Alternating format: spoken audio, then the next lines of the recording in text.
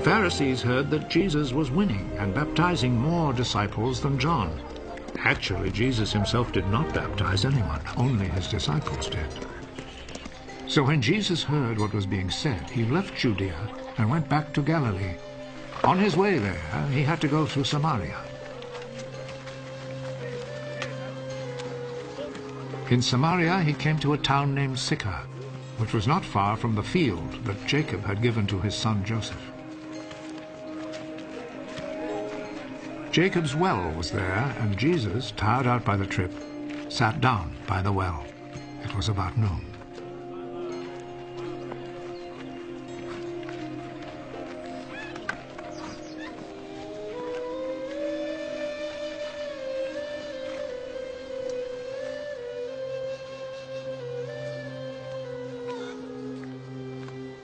A Samaritan woman came to draw some water.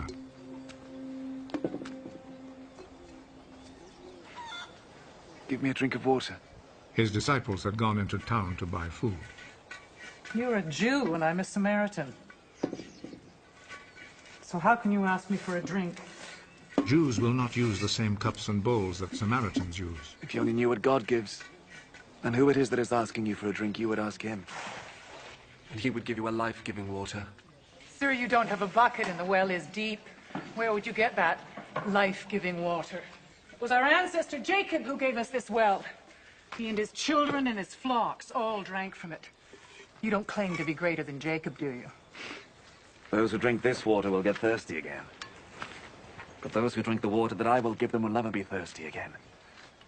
The water that I will give them will become in them a spring, which will provide them with life-giving water and give them eternal life. Sir, give me that water. Then I will never be thirsty again. Nor will I have to come here to draw water. Go and call your husband and come back. I don't have a husband. You're right when you say you don't have a husband. You've been married to 5 men, and the man you live with now is not really your husband. You have told me the truth. I see you are a prophet, sir. My Samaritan ancestors worshipped God on this mountain. But you Jews say that Jerusalem is the place where we should worship God. Believe me, woman. The time will come when people will not worship the Father either on this mountain or in Jerusalem. You Samaritans do not really know whom you worship. But we Jews know whom we worship because it is from the Jews that salvation comes. But the time is coming. And is already here. When by the power of God's Spirit, people will worship the Father as he really is, offering him the true worship that he wants. God is Spirit, and only by the power of his Spirit can people worship him as he really is. I know that the Messiah will come. And when he comes, he will tell us everything. I am he. I who am talking with you. At that moment, Jesus' disciples returned, and they were greatly surprised to find him talking with a woman. But none of them said to her, "What do you want?" or asked him, "Why are you talking with her?" Then the woman left her water jar and went back to the town.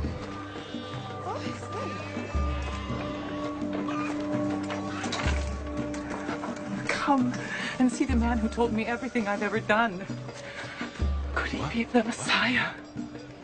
So they left the town and went to Jesus. In the meantime, the disciples were begging Jesus, "Teacher, have something to eat." But he answered, I have food to eat that you know nothing about. So the disciples started asking among themselves, "Could somebody have brought him food?" My food is to obey the will of the one who sent me, and to finish the work he gave me to do. You have a saying, 4 more months and then the harvest. But I tell you, take a good look at the fields. The crops are now ripe and ready to be harvested. The one who reaps the harvest is being paid and gathers the crops for eternal life. So the one who plants and the one who reaps will be glad together. For the saying is true. Someone plants, someone else reaps. I have sent you to reap the harvest in a field where you did not work.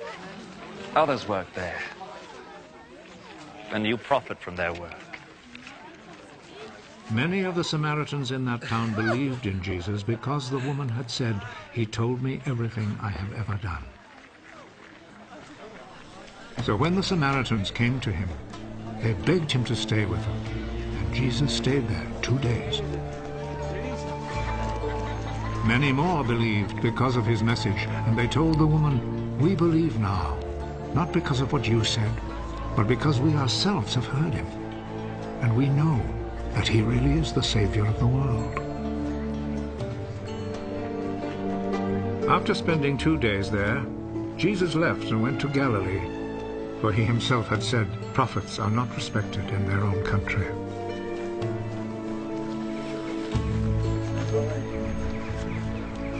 When he arrived in Galilee, the people there welcomed him, because they had gone to the Passover festival in Jerusalem and had seen everything that he had done during the festival.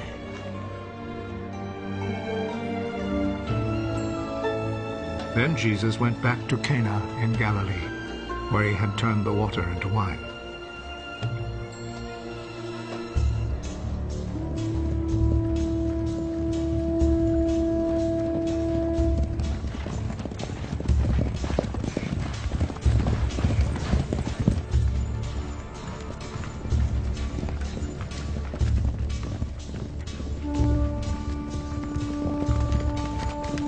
A government official was there whose son was sick in Capernaum. When he heard that Jesus had come from Judea to Galilee, he went to him and asked him to go to Capernaum and heal his son who was about to die. None of you will ever believe unless you see miracles and wonders. Sir, come with me.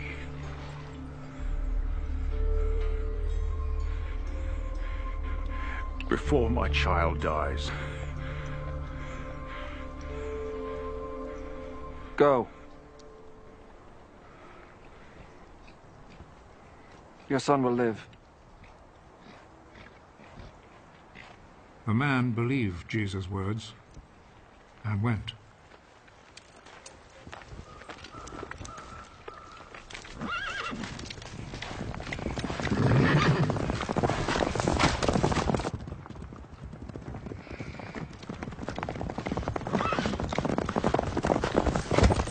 On his way home, his servants met him with the news.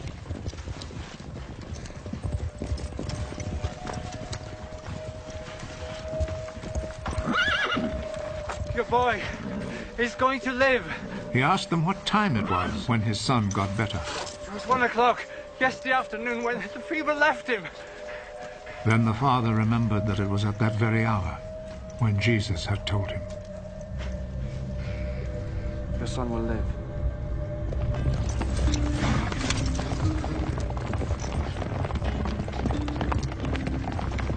So he and all his family believed. This was the second miracle that Jesus performed after coming from Judea to Galilee.